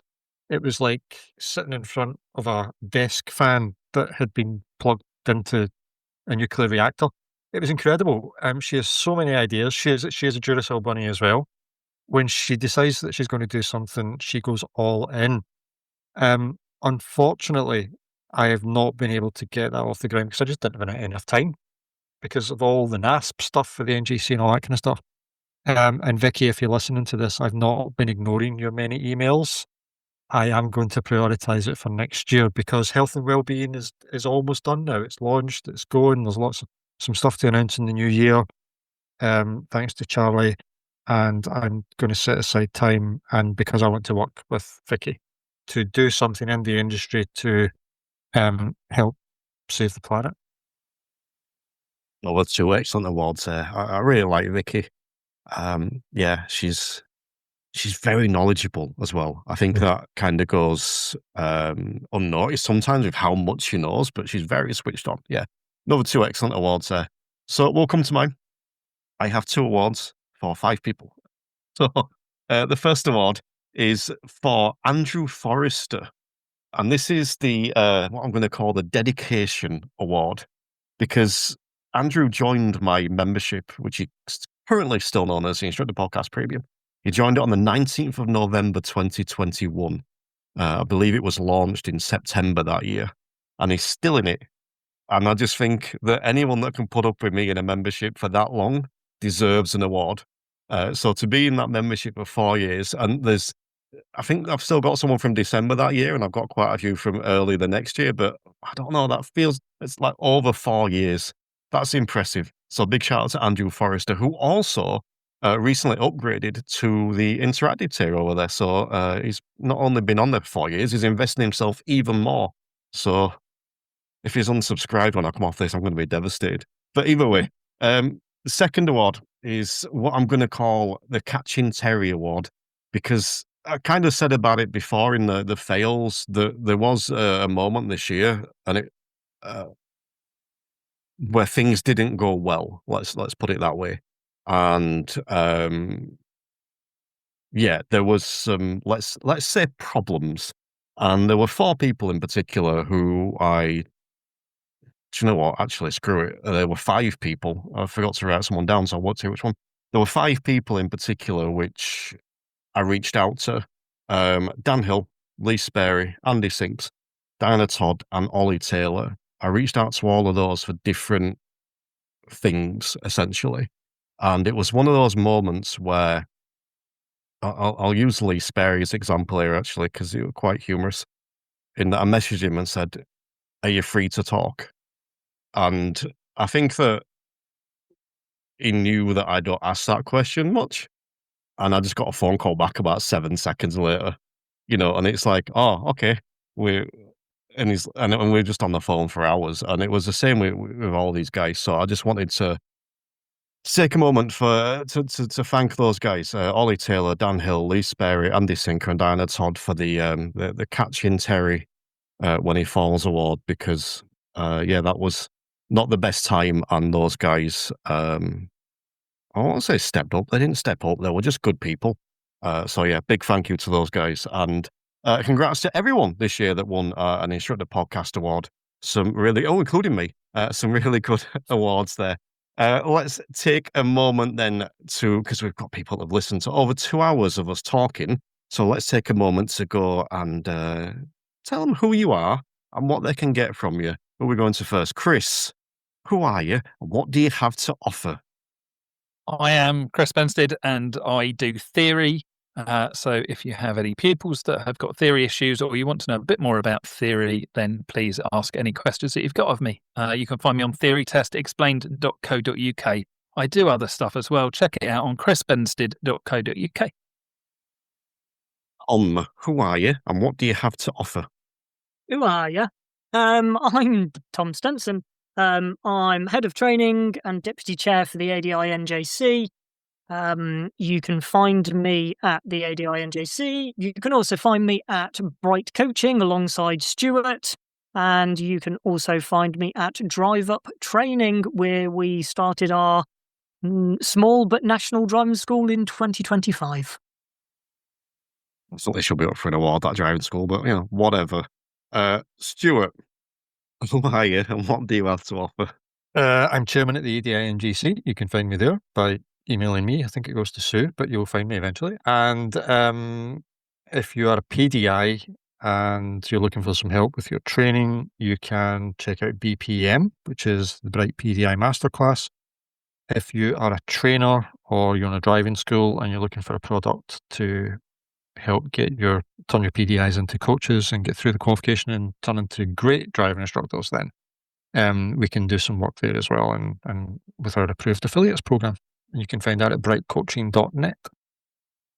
And you can probably find links for all that stuff in the episode description, but I am Terry Cook, and I am the child in the room full of adults. But yes, if you are at the end of this podcast, you have been listening for over 2 hours, then clearly you like something, which means you might as well go sign up to the Instructor Podcast Premium, or by the time this goes out, Instructor Performance and Psychology. You can join it for as little as £10 a month, which is basically where it's on demand. You get to get your CPD at your pace when you want it. And trust me, there's a lot. You can take your pick, go and action it. Or if you want to step up and, maybe even have your hand held a little bit with that CPD, so you can actually put it into action, join the interactive tea, you can attend events like tonight, like the good people on here have done. You get interactive sessions coaching with me and all kinds of other bonus goodies over there. That's at patreon.com/instructor. But I want to take a moment, first of all, to thank everyone that has turned up to watch live. It's been fun in the comments, even if you haven't answered all the questions I've asked you, but whatever. And thank you to Chris, Tom, and indeed Stuart, who have joined me for, again, over 2 hours tonight. This is, I believe, the third one of these we've done, and the fourth and final one will be this time next year. So thank you for joining me, guys, and have a cracking new year. The Instructor Podcast with Terry Cook, talking with leaders, innovators, experts and game changers about what drives them.